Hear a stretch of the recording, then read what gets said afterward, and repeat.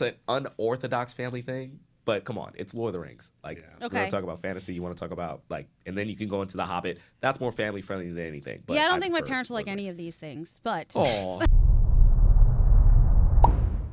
Look what the cat dragged in. Juju Green is here, getting us ready for the weekend. What are we watching in theaters? What are we watching at home? And what should we not watch? Welcome back from the Sundance Festival. You had a good time? I had a great time. It was my first Sundance ever, and other than the blistering cold and the snow, it was amazing. It's everything that I wanted it to be. It was the last one in Park City, and so I kind of went at a very like crazy moment in time. But yeah, I loved it. Where's it going? Well, It's going. where to is it going? Boulder, Colorado. Are we going to rename it the Boulder Festival? The Boulder. Honestly, I like that name. Good God.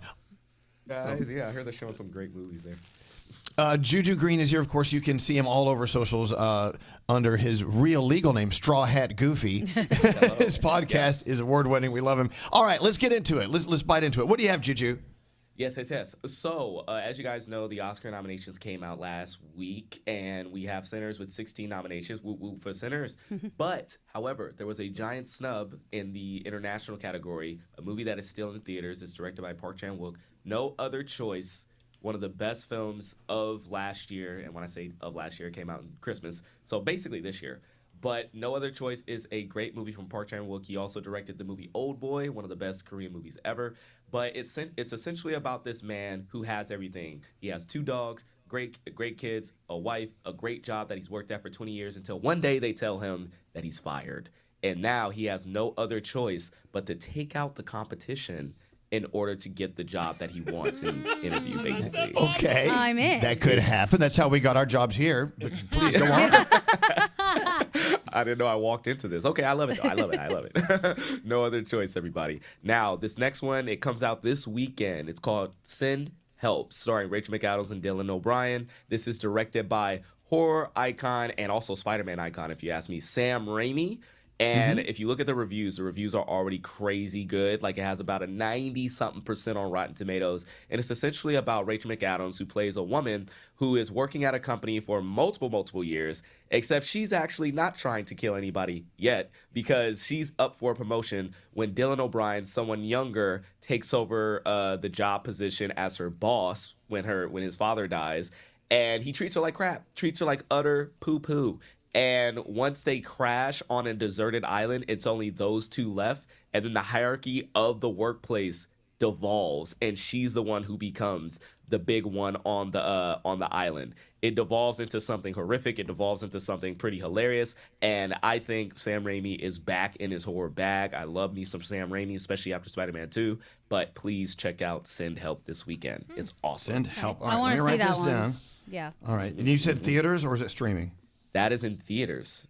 Both of these movies Wow. are in theaters, by the way. God, we actually have to go to a theater. Okay. All right. I'll go. If you tell me to go, I'll go. Okay. I got you. All right. If you don't want to go to a theater, I do have a new Marvel series for you. It is Wonder Man on Disney Plus. Oh. Now, guys, we've heard that the Marvel Cinematic Universe is not really what it used to be. I mean, Deadpool and Wolverine made fun of it themselves in their own movie. However, Wonder Man is the real freaking deal. If you like the studio, it is basically Marvel's version of the studio, where Yahya Abdul-Mateen II is an actor in Los Angeles with superpowers, existing in a world where superpowered people are not allowed in Hollywood.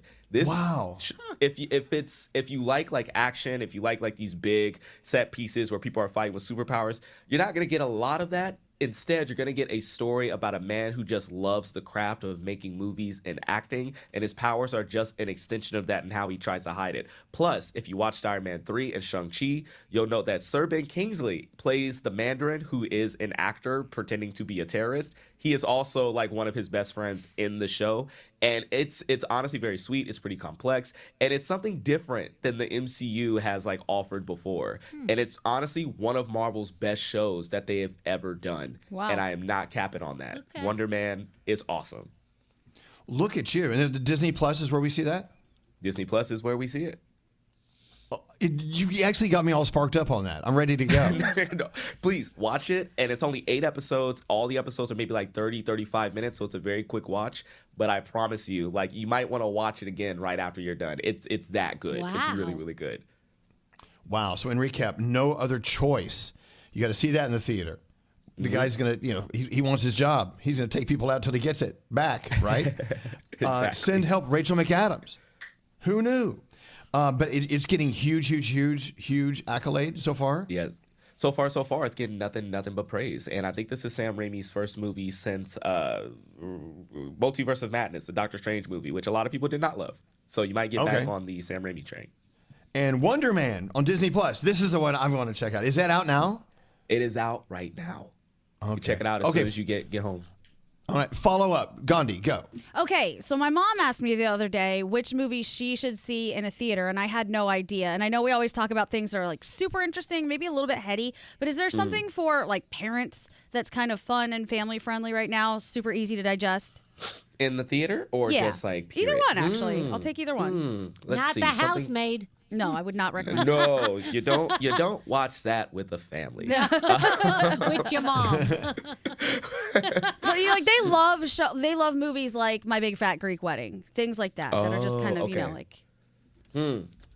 Okay, let's see. If you want something for the family, that's a really good question. I mean, Rental Family with Brendan Fraser was in theaters for a while. I'm not sure if it's in theaters right now, but I think it might be available on streaming. So if you could find Rental Family is like a good family flick. Okay. Also. Perfect. But this is good because, like, me and my daughter, whenever we watch a lot of anime together. So, like, I'm, like, out of the family loop a little bit. But, wait. Never Ending Story. That's all. Never Ending Story. It is fantasy from a bygone era. I used to watch it with my family all the time, and plus we just got done with Stranger Things, and that like it started to make its rounds around Spotify and Apple again, so the song is on everybody's mind. So Never Ending Story is my old school pick for that for sure. Okay. Oh, that's from the 1980s, isn't it? Isn't it that old? 1980s. really old. 1980s. Ooh, guys, I got it. Oh my God. I got it. You've hit a nerve. Hit a nerve. My We've mind hit a is nerve. just exploding. My eyes. Let it explode. What you got? This one also is an older pick, but it is timeless. It is timeless. It's actually back in theaters right now, and it's a trilogy.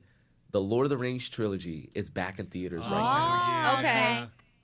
And I remember watching that for the first time because my grandmother wanted to see it, but she didn't have no one to babysit me, so she took me to see it. And obviously it changed my life, and I became a Lord of the Rings guy. So that like as far as like family, I know it's an unorthodox family thing, but come on, it's Lord of the Rings. Like, you want to talk about fantasy, you want to talk about, like, and then you can go into The Hobbit. That's more family-friendly than anything. But I don't think my parents will like any of these things, but... Oh. Wasn't The Hobbit and the Housewives? It was, I mean, the main guy looks pretty small. He looks pretty small. No comment. Can I ask for Juju to do something next week? Sure. Every time we see you in your studio, you look like you're surrounded by the coolest, like, tchotchkes and stuff, like movie memorabilia. Can you do, like, a show and tell next week of, like, one thing that's really cool in your room? Yes, of course. I got many things. We can be here for years. Okay, this could be a weekly thing. Yeah. A weekly show and tell with Juju. By the way, you listen to us on the podcast as well, but if you watch this on the podcast, you can see what we're talking about. He's got a lot of stuff in there. So much stuff. Juju, you're the best. Juju Green, we love it when you stop by to see us every single Friday. Of course, do a search for Straw Hat Goofy on your socials and check out his podcast. Anyone interesting on your podcast coming up? This week we have the actor who plays Cornbread in Sinners as we continue our Sinners series. We have Vincent Miller, and he gives us a lot of interesting and hidden things about the movie that you normally wouldn't get. So we get really in depth. We have a lot of laughs, and we also talk about his experience with Eminem on 8 Mile because he was in that as his best friend. So a lot of interesting things happening on that episode. So that will come out this Sunday. All right, Juju, you're the best. Juju Green, have a great weekend. Thanks, guys. Love y'all.